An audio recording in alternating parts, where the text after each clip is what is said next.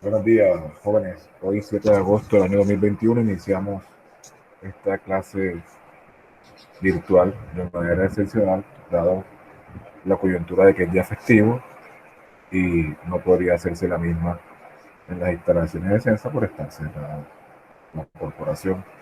Otra gracia, como dije anteriormente, de ser un día festivo. Hoy iniciamos esta guía denominada Procedimientos Juzgados, la cual desarrollaremos los 4 sábados seguidos. Como ya expliqué, de manera virtual y los otros 3 sábados de manera presencial. La metodología ya ustedes saben cómo es, ya me conocen, entonces no hay que entrar o ahondar en explicaciones sobre ese particular. Eh, esta materia o esta guía de procedimientos juzgados es más que todo práctica, en el sentido de que es la forma como ustedes desarrollarán su, digamos, su diario vivir en, dentro del desarrollo del auxiliar jurídico, ¿no? Aclarando que esto ha cambiado mucho con la pandemia, la forma en que se ejerce el litigio y obviamente cómo desarrollarían ustedes su función como auxiliares jurídicos. Entonces vamos a tratar de amoldarnos a las circunstancias actuales en las que estamos para poder entender mayor la temática. Quiero verificar los asistentes, por favor. Asiste hoy Camila González, por favor decir presente. Presente, profesor. Keren Pacheco, Presente, profesor. Mayra Bravo,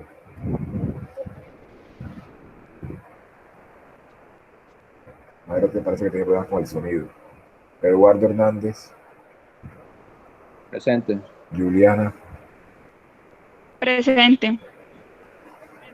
listo. Bueno, entonces, al iniciar este tema de procedimientos juzgados, lo primero que debemos tener en cuenta o saber es qué es un proceso judicial, ¿cierto?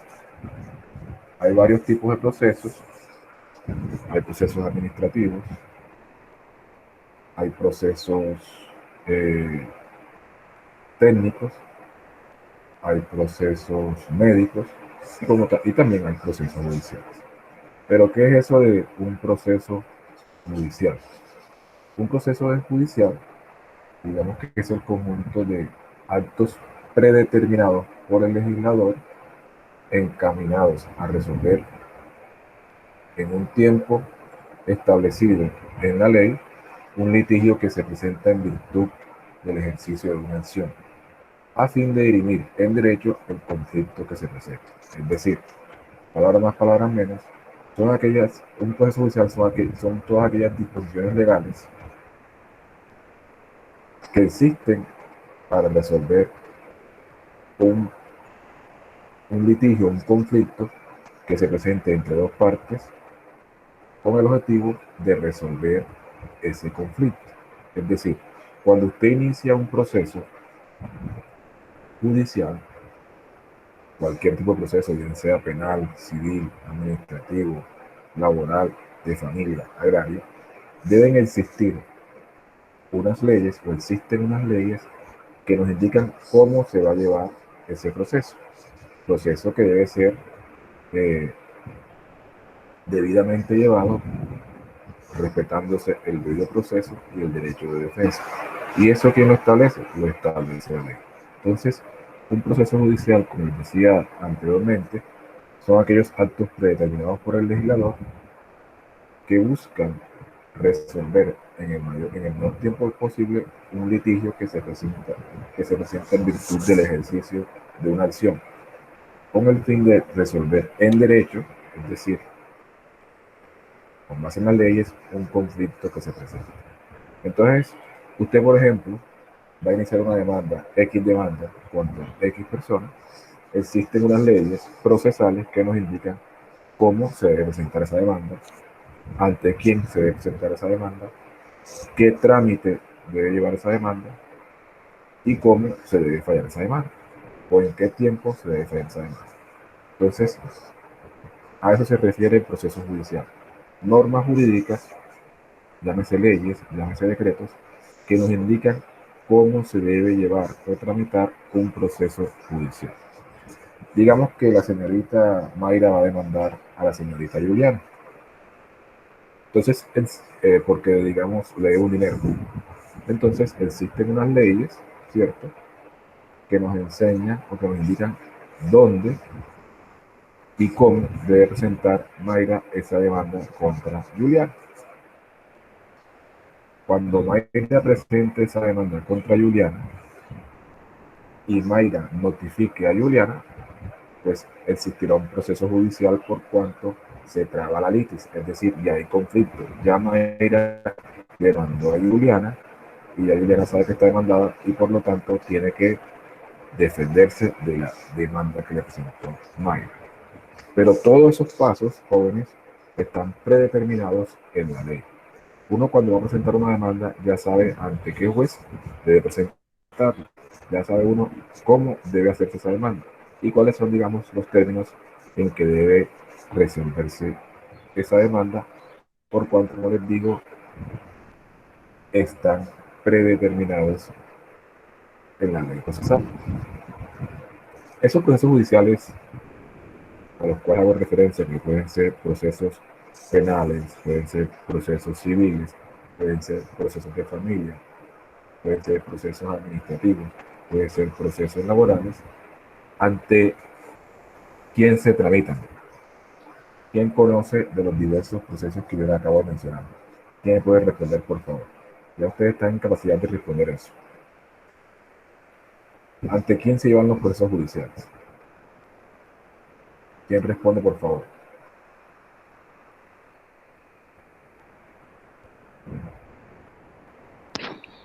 Pues dependiendo del conflicto como tal, se llevan a los juzgados, a los tribunales o se puede a la corte. En caso de Correcto. los administrativos, no en la corte, sino en el Consejo de Estado. Y pues así sucesivamente. Muy bien, Camila, excelente. Todo proceso judicial, de manera general, sin especificar el área de la cual versa ese proceso, se llevará ante un juzgado o ante un tribunal o ante una alta corte, ya ustedes, ya dependiendo del tipo de jurisdicción, ¿cierto? Si se trata de un proceso laboral, pues se conocerá en primera instancia ante un juez laboral. Si se trata de un proceso civil, dependiendo de la cuantía, se tramitará en los juzgados municipales o los juzgados del circuito en primera instancia y en segunda instancia en los tribunales superiores. Si se trata de un proceso penal, dependiendo del delito, se tramitará en un juzgado penal municipal o en un juzgado penal del circuito. Hay en materia penal, los procesos penales se determina la competencia dependiendo del tipo de delito. Si se trata de un proceso de derecho administrativo, pues lo conocerá en primera instancia el juez administrativo y en algunos casos en primera instancia el tribunal administrativo. Y si se trata de un proceso de familia, obviamente, dependiendo eh, del lugar donde esté el proceso, lo tramitará en primera instancia el juzgado de familia. Digo que dependiendo del lugar de donde esté el proceso, porque en los procesos de familia de alimentos, si el menor vive en un municipio que no exista juzgado de familia, será competente para resolver ese litigio el juez municipal de ese municipio, van a la redundancia. Me explico. Si, por ejemplo, la señorita Juliana tiene un hijo con el señor Eduardo y ella vive en Monitos Córdoba y el niño vive en Monitos Córdoba, es obvio que en Monitos Córdoba, por ser un pueblo pequeño, no existe una familia. Pero ella, por estar ahí y porque el menor está ahí en Monitos, puede demandar al señor Eduardo ahí en ese juzgado, porque así lo establece la ley. En principio, los procesos de alimentos son competencia del juzgado de familia. Pero si en donde vive el menor no hay juzgado de familia, pues será competente el juez municipal de, de ese municipio. ¿Quedó claro esa parte? Sobre ante quién se tramitan los procesos. ¿Entendieron? ¿Alguna pregunta? Todo Preguntas no claro. hay. Bueno, ojalá todos participar. Entonces, quedó claro de los procesos judiciales, ¿cierto? Esos procesos judiciales tienen unas, no sé si ustedes vieron, eh, si ustedes vieron en la plataforma, si vieron las características del proceso judicial, ¿sí lo vieron? Sí, profe. ¿Quiénes han ingresado a la plataforma?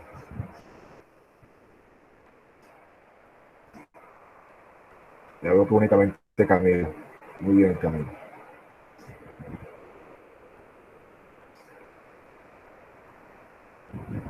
Si miramos las características del proceso judicial, tenemos que las características de un proceso judicial es que para que haya proceso, obviamente, hay que acudir ante una autoridad judicial, que como decía anteriormente puede ser eh, un juez municipal, o un juez de circuito, puede ser ante el tribunal o puede ser ante una alta corte. Es decir, que aunque suene, digamos, algo obvio, los procesos judiciales se tramitan ante los juzgados, o sea, ante la justicia. Si usted inicia un proceso, digamos, en la alcaldía, que se llama proceso administrativo, eso no será un proceso judicial, sino que como lo indica, será un proceso administrativo. Ahora, la misma ley nos indica quién será el juez competente. Esa es una característica de los procesos judiciales, que la ley procesal nos determina quiénes son los jueces competentes para dirimir los determinados conflictos que se presenten No ante se la me podría justicia. repetirme lo que dijo anteriormente porque no le entendí nada de ¿Sobre qué, mujer? lo que dijo anteriormente, no, o sea, no escuché nada. Pero de todo lo que hemos hablado. No, no, lo que dijo ahorita que no escuché bien. Lo acabo de decir, porque no se escuchaba la voz demasiado. Las características. Sí, Bueno, mira, decía que las características del proceso judicial, una de ellas es que para que exista proceso judicial se debe entablar una demanda ante un juzgado. Si no hay demanda ante un juzgado, pues no estaremos hablando de proceso judicial. Y que la ley procesal nos dirá quién es el juzgado competente para conocer de esa demanda que se presenta. Entonces, les decía que para que haya proceso judicial tiene que ser ante los juzgados. Si usted inicia un proceso en la alcaldía, en una inspección de policía, en una casa de justicia, en una comisaría de familia, no estamos ante un proceso judicial, sino cualquier otro proceso, por lo general administrativo, pero judicial no lo es. Judicial es únicamente cuando ya se tramita ante un juzgado. Ahora sí, sí, muchas gracias. listo. Entonces, esa es una de las características del proceso judicial, que debe surtirse ante una autoridad judicial. ¿Cuál autoridad judicial? Pues la ley procesal nos indica, dependiendo del proceso, cuál es la autoridad judicial que debe resolver ese conflicto o ese litigio que lleva al ciudadano para su conocimiento. ¿Entendimos esa característica? Sí, profe. Listo. Segunda característica. Dentro de procesos judiciales hay que respetar, digamos, los términos establecidos en la ley, los cuales son de cumplimiento obligatorio. ¿Qué significa esto? En todo proceso existen los términos judiciales. Entonces, por ejemplo, un término judicial, si yo presento una demanda y el juez considera que la demanda no cumple los requisitos establecidos en la ley para ser admitida, pues me concede un término judicial para corregirlo, que en materia ordinaria son de 5 días. Eso lo establece la ley. Entonces, ese término judicial yo tengo que respetarlo. ¿Por qué? Porque si yo soy juez, yo no puedo, digamos, decir, no, apenas te doy 3 días. No, señor, te doy 5 días porque así lo establece la ley. Y antes de 5 días no puedo resolver. Tengo que esperar que se venzan el término judicial que establece la ley. Es decir, en todo proceso judicial existen unos términos que las partes y el juez deben respetar para que se cumpla con el debido proceso establecido en el artículo 29 de nuestra Constitución Política, que ya ustedes lo conocen ampliamente. Entonces, todo proceso judicial se caracteriza por un término judicial que debe ser respetado. Otra característica es que deben respetarse las leyes procesales. Y si no se respetan las leyes procesales, pues no se podrá iniciar el respectivo proceso. ¿A qué se refiere esta característica? Jóvenes, sencillo. Si a mí la ley procesal me establece cómo o cuáles son los requisitos que debe tener una demanda para que pueda ser admitida por un juez, pues yo tengo que ceñirme a esos requisitos que establece la ley para que pueda ser admitida. Es decir, no lo puedo hacer a mi manera, sino como lo establece la ley. Si a mí la ley me dice en estos momentos de pandemia que yo, previo a presentar la demanda, tengo que enviarle la demanda vía correo electrónico a la parte que voy a demandar, pues debo cumplir con ese requisito, porque si no lo cumplo, el juez no me admitirá la demanda. Entonces, lo que señala esta característica es que las partes, digamos en este caso la parte demandante, debe ceñirse a lo que establece la ley para que una demanda pueda ser admitida. Si yo como parte procesal, en este caso parte demandante, no cumplo lo que dice la ley, pues seguramente el juez de conocimiento no entrará a estudiar de fondo el asunto que le quiero llevar para que resuelva, porque no cumplí con lo que me dice la ley para que la demanda pueda ser admitida. ¿Entendimos a esa parte? Os repito.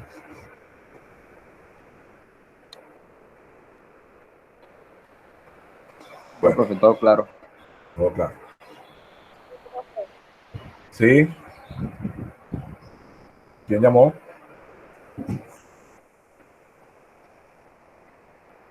¿Alguien llamó? Digamos.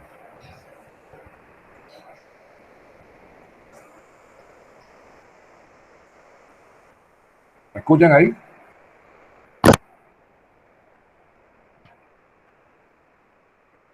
Sí, profe. Sí, profe, lo escuchamos.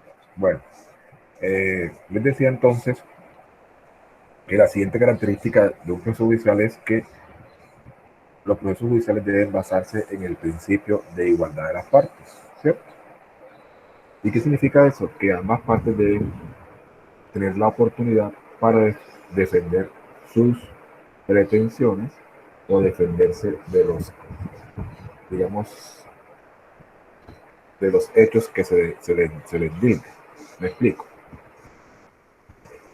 Si a usted como demandante la ley establece un término para que presente una demanda y la corrija y presente una demanda y exponga sus argumentos ante un juez, pues también la ley procesal le concede un término a la parte demandada para que se defienda de las pretensiones que están en su contra.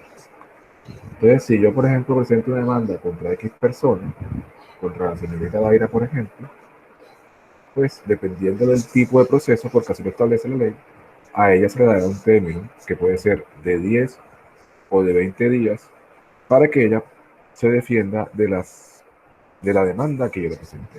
Eso se llama igualdad. Otra igualdad de las partes es que si yo presento pruebas y solicito pruebas para demostrar mis pretensiones, pues a la parte demandada, en este caso Daira, también se le da la oportunidad de que ella presente sus pruebas y solicite pruebas para defenderse de las pretensiones que yo le estoy indicando. Eso se llama igualdad de las partes. En un proceso no puede existir desigualdad entre las partes. Otra característica que debe existir en un proceso judicial es que debe darse el principio de contradicción. Es decir, ¿en qué consiste ese principio? Es algo parecido a lo que acabo de explicar, en que si yo inicio con una demanda contra alguien, pues a esa persona contra la cual se inicia la demanda tiene que tener o tiene el derecho a defenderse, a contradecir lo que la otra parte le está imputando. ¿Y cómo se defiende esa persona? Pues contestando la demanda, refutando los hechos de la demanda, solicitando pruebas presentando excepciones. Si yo, por ejemplo, inicio una demanda contra Camila, porque Camila me debe un dinero, me firmó una letra, pero Camila dice que no me debe, ¿qué va a hacer Camila? Pues demostrar que yo no le debo, ¿cierto? Yo digo Camila me debe y le demuestro una letra, pues Camila tiene que demostrar ante el juez que no le debo y que no me debe. ¿Y cómo lo hace? Llevando las pruebas necesarias para demostrar su dicho, su decir. Ese es el principio de contradicción que debe existir en todo proceso, llámese penal, llámese civil, llámese laboral, llámese de familia, llámese administrativo.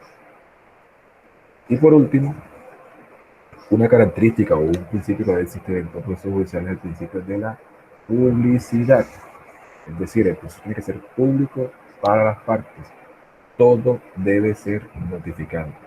Cualquier actuación que se surta, ¿cierto?, dentro de un proceso judicial debe ser notificado a las partes. Ya ustedes saben cuáles son las notificaciones que existen.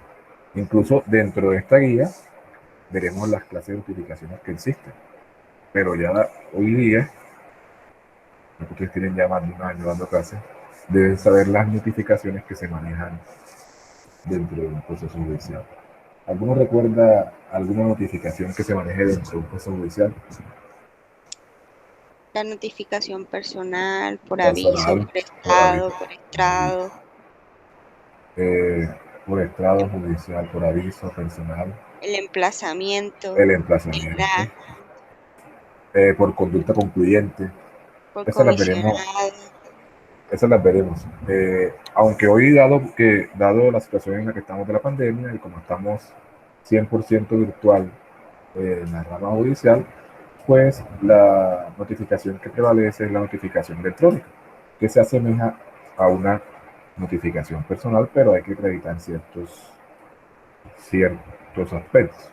Por ejemplo, si yo presento una demanda y yo digo que mi correo para notificaciones es tal, ¿cierto? Pues el juzgado me puede notificar a ese correo.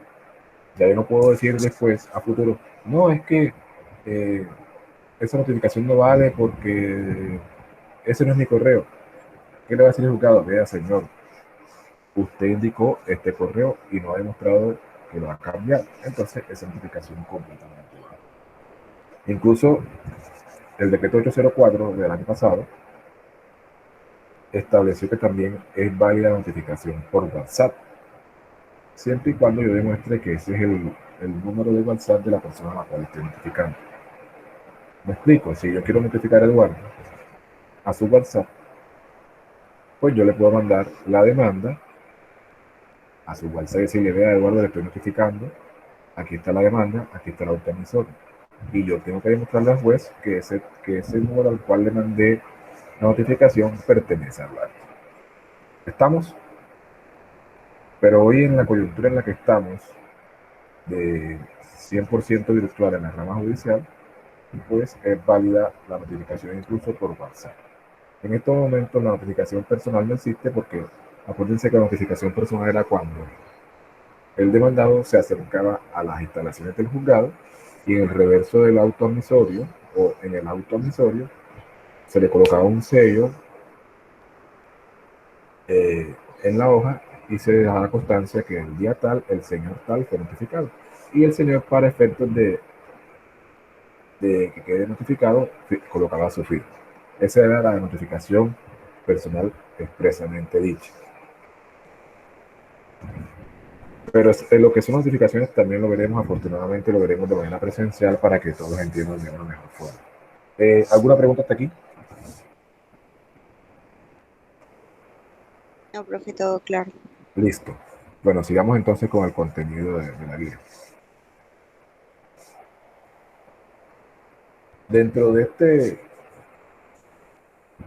desarrollo de esta guía, jóvenes, debemos diferenciar entre lo que es un auxiliar jurídico, ¿cierto?, que es lo que ustedes están estudiando, y un auxiliar de la justicia. Términos que son parecidos, pero que son totalmente distintos. Cuando ustedes empezaron a estudiar auxiliar jurídico, que es la carrera, digamos, técnica que están en el cual se están preparando para el mundo laboral. ¿Lo hicieron con qué fin? Aquí, ¿quiénes son los que estudian Derecho? Eduardo estudia Derecho, ¿cierto? ¿Tú estudias Derecho, Eduardo? Profe, yo estudio Derecho. ¿Y quién más? Camila creo que estudia Derecho, ¿no? Sí, profe, también.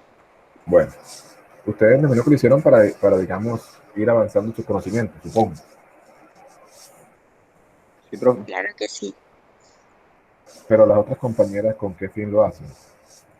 Las que están estudiando Derecho, porque están estudiando auxiliar jurídico. O saben o ustedes tienen conocimiento qué hace un auxiliar jurídico. ¿Tú qué dices, Liliana?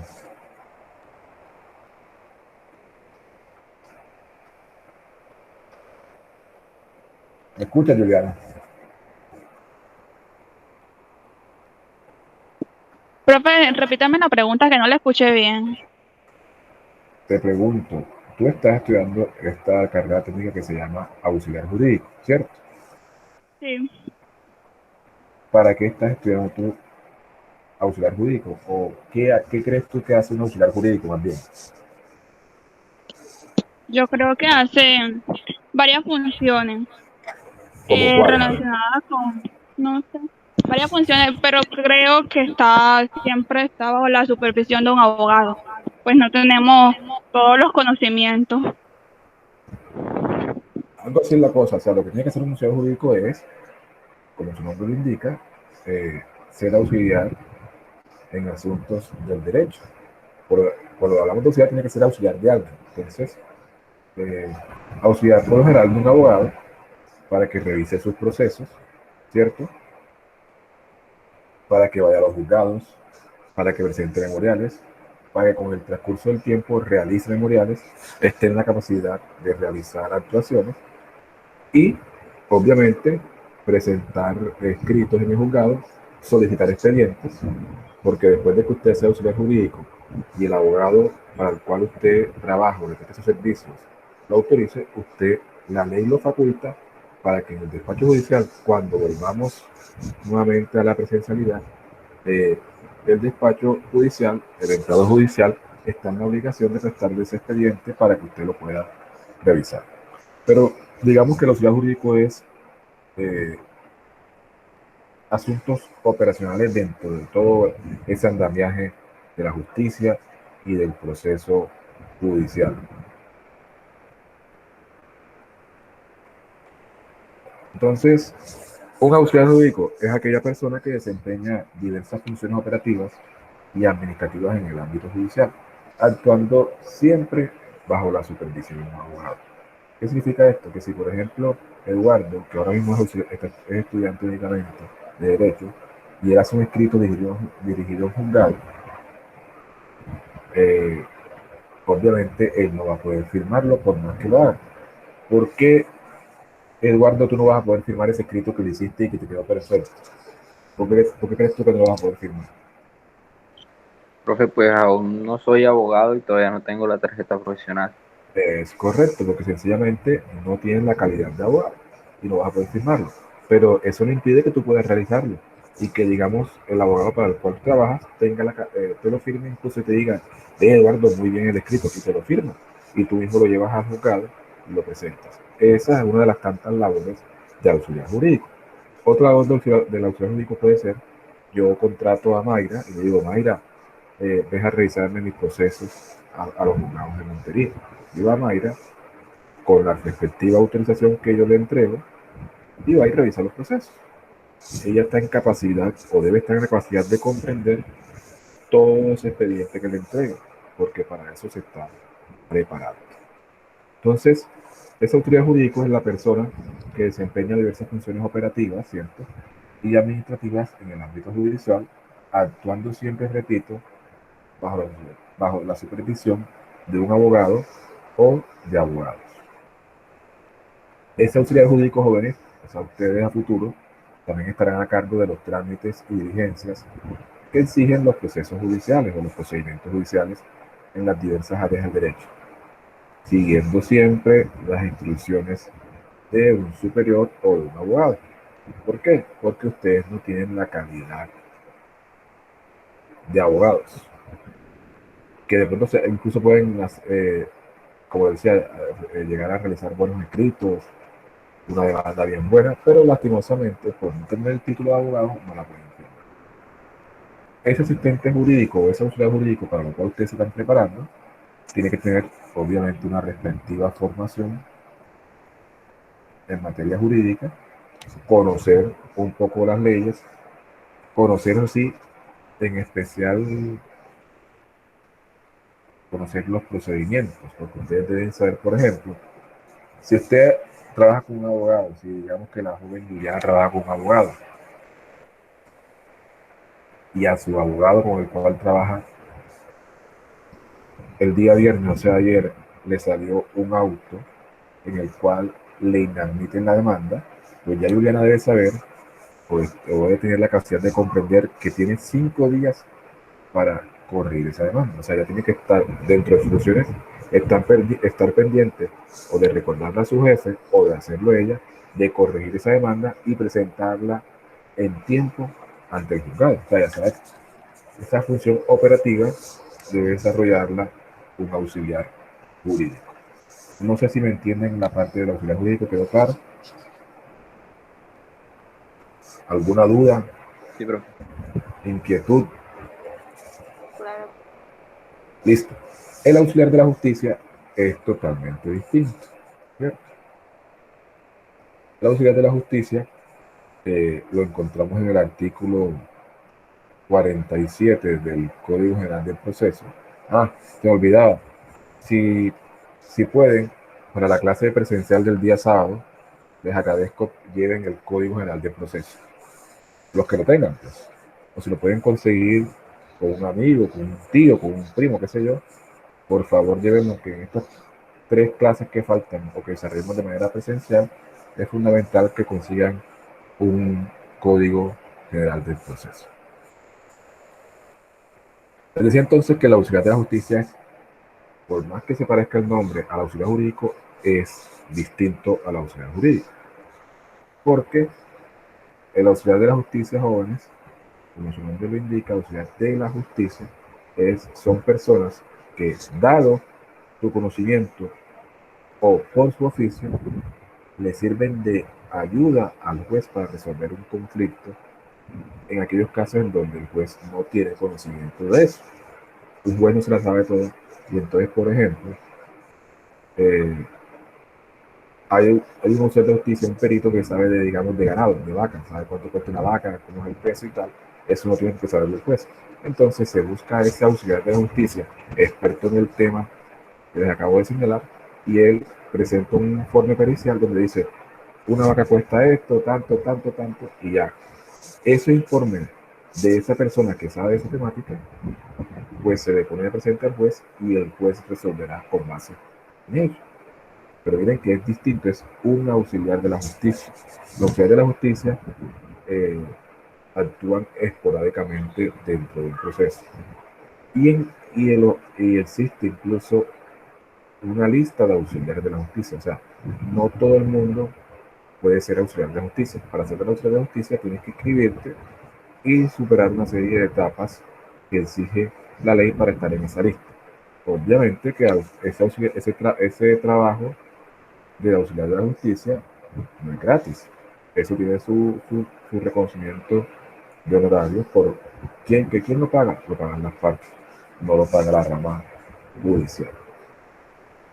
Si nos ceñimos a lo que dice el artículo 47 del Código General del Proceso, si los que tienen el código por favor lo ubican, dice que los auxiliares de la justicia son oficios públicos ocasionales que deben ser desempeñados por personas idóneas, imparciales, de conducta intachable y excelente reputación. Para cada oficio se requerirá idoneidad y experiencia en la respectiva materia y, cuando fuera el caso, garantía de su responsabilidad y cumplimiento. Se exigirá al auxiliar de la justicia tener vigente la licencia, matrícula o tarjeta profesional expedida por el órgano competente que la ley disponga, según la profesión, arte o actividad necesaria en el asunto en que debe actuar, cuando fuera el caso. Los honorarios respectivos constituyen una equitativa retribución del servicio y no podrán gravar en exceso a quienes acceden a la administración de justicia. Entonces, si ustedes observan por lo que les acabo de decir, por lo que señala el artículo 47, denotarán que el auxiliar de la justicia, por más que se parezca al nombre de auxiliar jurídico, es algo totalmente distinto. ¿Cierto? ¿O ustedes creen que es lo mismo?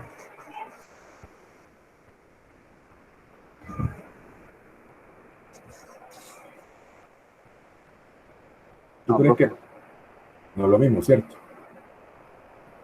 Keren, ¿me escuchas?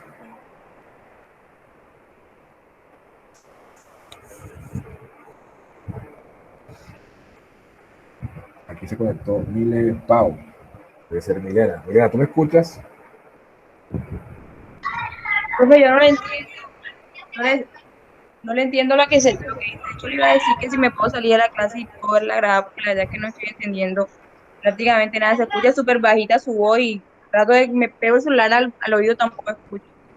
Los demás me escuchan bajito. Pero será, si no son los demás, será mi internet, quizás. De pronto. ¿Quién me escucha bajito? Profe, yo a veces lo escucho un poco lejos, pero sí se escucha bien. Ok. Bueno. Profe, yo le escucho toda recordada. ¿Cómo? Yo le escucho toda recortada la voz. No, debe ser internet.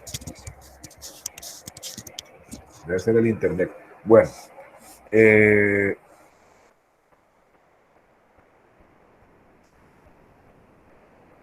Les decía entonces, jóvenes, que para la próxima clase, por favor, si pueden conseguirse el Código General del Proceso, lo consiguen si son tan amables, porque desarrollaremos las 3 clases que faltan, las desarrollaremos con base en ese Código General del Proceso. Para la próxima clase, por favor, se van a estudiar el artículo 122 y 123 del Código General del Proceso. Repito, artículos 122 y 123 del Código General del Proceso. De igual forma, en esa próxima clase presencial, vamos, digamos que a repasar esto que vimos hoy para que los estudiantes que no ingresaron a la plataforma, aunque esto queda grabado, hagan las preguntas del caso. Y ustedes que asistieron, si tienen alguna duda, vuelvan y pregunten. ¿Algún comentario adicional, jóvenes, que quieran hacer? Ah, me olvidaba. El próximo sábado también tomaremos la primera nota, así que realizaremos un taller de que vayan preparados para ellos y se lo comentan a sus compañeros si tienen contacto con ellos. ¿Alguna pregunta adicional?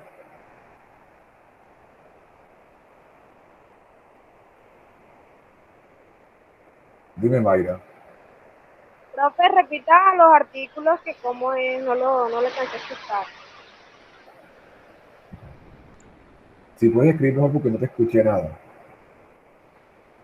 Que me repita los artículos No se que escucha. como no escuchar. ¿Ustedes escuchan a Mayra? Profe, sí lo escucho. Sí, profe. ¿Quién escucha a Mayra, por favor? Profe está preguntando que si le hace el favor de repetir los artículos.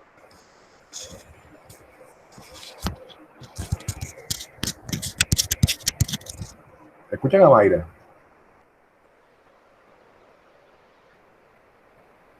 Tú ibas a decir algo, Camila. Sí, profe, que ella le estaba preguntando que si le hacía el favor de repetir los artículos del código. Y yo porque no la escuché y tú la escuchas, qué raro. Es decir, artículos 122 y 123 del Código General del Proceso. 122 y 123. Entonces, bueno, nos vemos el próximo sábado a las 7 de la mañana. Les recuerdo, en el transcurso de la semana yo les colocaré en el grupo en qué salón, porque a hoy no sé cuál es el salón en que vamos a desarrollar la clase. No sé si ustedes sepan. ¿Tienen conocimiento de cuál es el salón? Nada, profe, en plataforma 1. No dicen, exactamente, no dicen. No, pero yo averiguo en el transcurso de la semana y les informaré.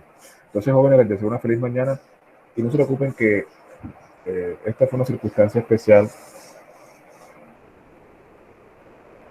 Sí, señora, así es, Eduardo.